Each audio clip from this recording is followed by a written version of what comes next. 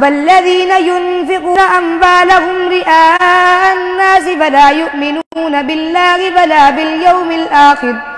ومن يكن الشيطان له قرينا فساء قرينا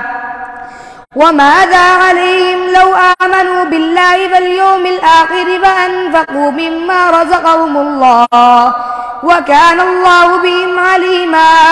إن الله لا يظلم مثقال ذرة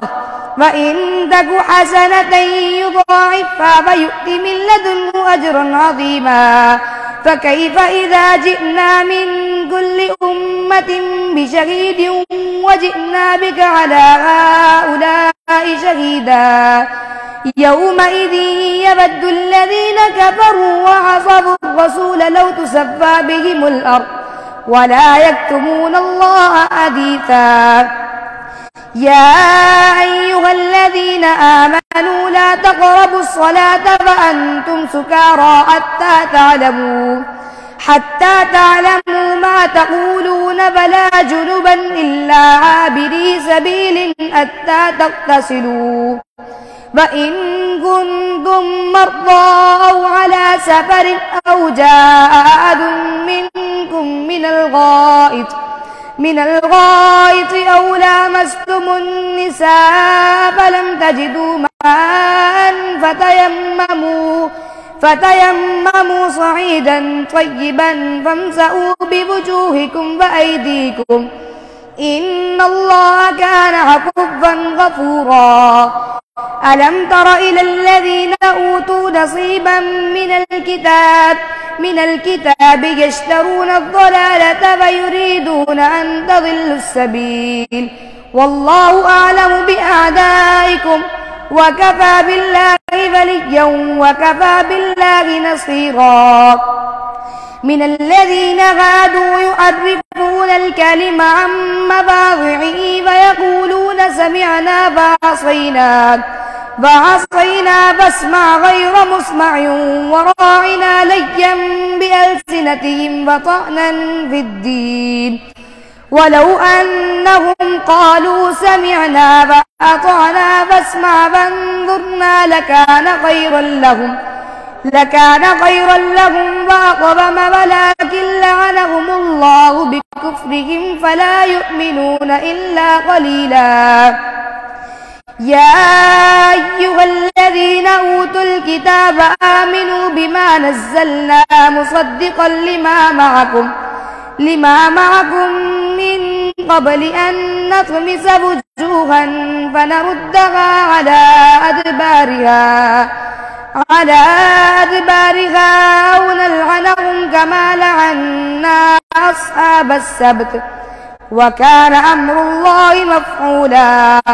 إن الله لا يغفر أن يشرك به ويغفر ما دون ذلك لمن يشاء ومن يشرك بالله فقد افترى إثما عظيما ألم تر إلى الذين يزكون أنفسهم بل الله يزكي من يشاء ولا يظلمون فتيلا انظر كيف يفترون على الله الكذب وكفى به إثما مبينا ألم تر إلى الذين أوتوا نصيبا من الكتاب يؤمنون بالجبت والطاغوت فيقولون للذين كفروا هؤلاء أهدى من الذين آمنوا سبيلا أولئك الذين لعنهم الله ومن يلعن الله فلن تجد له نصيرا أم لهم نصيب من الملك فإذا لا يؤتون الناس نقيرا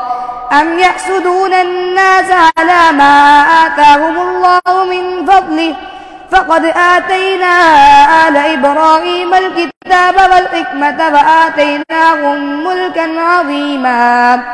فمنهم من آمن به ومنهم من صد عنه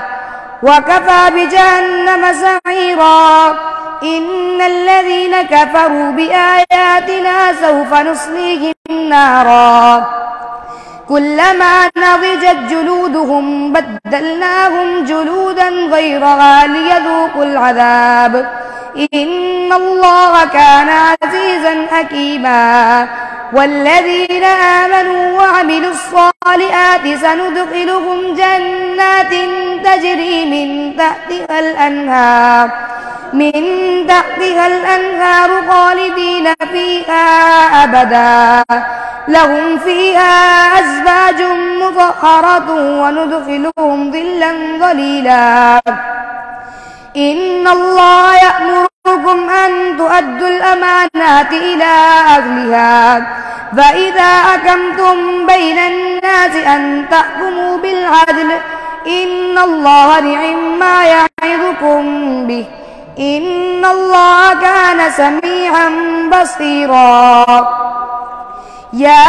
أيها الذين آمنوا أطيعوا الله وأطيعوا الرسول وأولي الأمر منكم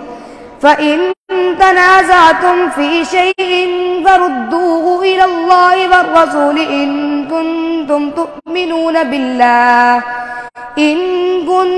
تؤمنون بالله واليوم الآخر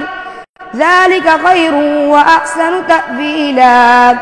ألم تر إلى الذين يزعمون أنهم آمنوا بما أنزل إليك وما أنزل من قبلك يريدون أن يتحاكموا إلى الطاغوت وقد أمروا أن يكفروا به ويريد الشيطان أن يضلهم ضلالا بعيدا وإذا قيل لهم تعالوا إلى ما أنزل الله وإلى الرسول رأيت المنافقين يصدون عنك صدودا فكيف إذا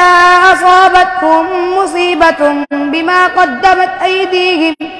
أيديهم ثم جاءوك يحلفون بالله إن أردنا إلا إحسانا وتوفيقا أولئك الذين يعلم الله ما في قلوبهم فأعرض عنهم وعظهم وقل لهم في أنفسهم قولا بليغا وما أرسلنا من رسول إلا ليطاع بإذن الله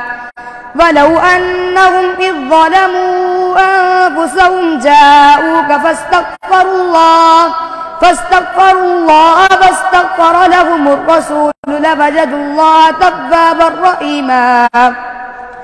فلا وربك لا يؤمنون حتى يحكموك فيما شجر بينهم ثم لا يجدوا في أنفسهم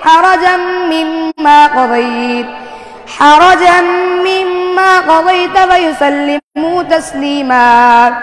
فلو أنا كتبنا عليهم أن اقتلوا أنفسكم أو اخرجوا من دياركم ما فعلوه إلا قليل منهم ولو أنهم فعلوا ما يوعظون به لكان خيرا لهم وأشد تثبيتا وإذا لآتيناهم من لدنا أجرا عظيما ولهديناهم صراطا مستقيما.